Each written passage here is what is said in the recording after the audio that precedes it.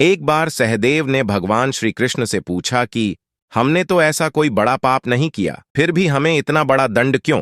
तब श्री कृष्ण ने कहा, प्रिय सहदेव, द्वापर युग अपने अंतिम चरण पर है। ये सब जो हो रहा है वह आने वाले कलयुग का प्रभाव है। इस पर युधिष्ठिर ने आश्चर्य से भगवान श्री कृष्ण से पूछा कि हे वासुदेव, कलयुग तो अभी आया भी नहीं है और उसका इतना भयंकर परिणाम क्यों? जब कलयुग आरंभ हो जाएगा तो क्या होगा? भगवान श्री कृष्ण ने कहा, आप सभी भाई वन में जाइए और वहां जो कुछ भी दिखे आकर मुझे विस्तार से बताना होगा। उसी आधार पर मैं आपको कलयुग की गति के बारे में बता पाऊंगा। भगवान श्री कृष्ण के ऐसा कहने पर पांचों भाई वन में अलग अलग दिशा में चले दिए। पांचों भाई वन में जाकर वापस लौटे तो आश्चर्य से भरे हुए थे। भगवान श्री कृष्ण ने मुस्कुराते हुए कहा, अब आप लोग बताइए कि आपने क्या क्या देखा। सबसे पहले युधिष्ठिर ने बताया कि हे योगेश्वर, मैंने एक दो सूंड वाले हाथी को देखा। इसका क्या अर्थ है? तब भगवान श्री कृष्ण ने कहा, इसका अर्थ यह है कि कलयुग में ऐसे लोगों का राज्य होगा जो दोनों ओर से शोषण करेंगे, बोलेंगे कुछ और करेंगे कुछ और, मन में कुछ और कर्म में कुछ और, ऐसे ही लोगों का राज्य होगा। उसके बाद महाबली भीम ने कहा, हे वासुदेव, मैंने एक गाय को देखा जो अपने बच्चे को इतना चाट रही थी कि वह बच्चा लहूलुहान हो गया। इस प्रश्न का उत्तर देते हुए श्री कृष्ण ने कहा, इसका अर्थ ये है कि कलयुग का मनुष्य अपने बच्चों को आवश्यकता से अधिक लाड़ प्यार करेगा। उनकी संतानों को अपने विकास का अवसर ही नहीं मिलेगा। किसी दूसरे का बेटा अगर साधु बनेगा तो हजारों व्यक्ति उनके दर्शन करेंगे, किंतु यदि अपना ही बेटा साधु बनेगा तो रोएंगे कि ये किस राह पर जा रहा है और क्या होगा इसका आगे, और उसका जीवन वहीं खत्म हो जाएगा।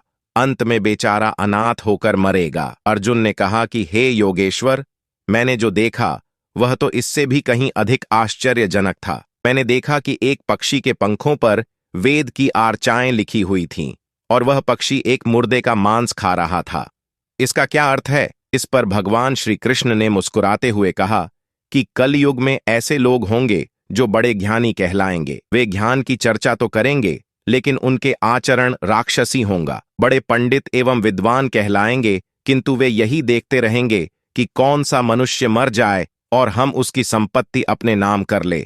चाहे कितने भी बड़े लोग होंगे, किंतु उनकी दृष्टि दूसरे के धन और पद के ऊपर ही रहेगी। नकुल ने कहा, भैया, मैंने देखा कि एक बहुत बड़ी चट्टान पर्वत से गिरी, उसे बड़े से बड़े वृक्ष भी उसे नहीं रोक पाए, किंतु एक अत्यंत छोटे से पौधे का स्पर्श होते ही वह चट्टान वहीं पर स्थिर हो गई। इसका अर्थ बताते हुए भगवान श्री कृष्ण ने कहा, कलयुग में मनुष्य की बुद्धि क्षीण हो जाएगी और उसका जीवन पतन हो जाएगा, और उस पतन को धन और बड़े बड़े सत्ता रूपी वृक्ष रोकने में असक्षम होंगे। किंतु हरि नाम के एक छोटे से पौधे से मनुष्य जीवन का पतन होना रुक जाएगा। अतः कलयुग में हरि नाम ही मोक्ष और मुक्ति का एकमात्र मार्ग होगा। सबसे अंत में सहदेव ने कहा, हे मधुसूदन, मैंने देखा कि 6-7 कुएं थे और आसपास के कुओं में पानी है, किंतु बीच का कुआं खाली है। बीच का कुआं गहरा है, फिर भी पानी नहीं है। ऐसा कैसे हो सकता है और इसका क्या अर्थ है? इस पर भगवान श्री कृष्ण बोले, कलयुग में धनाढ्य लोग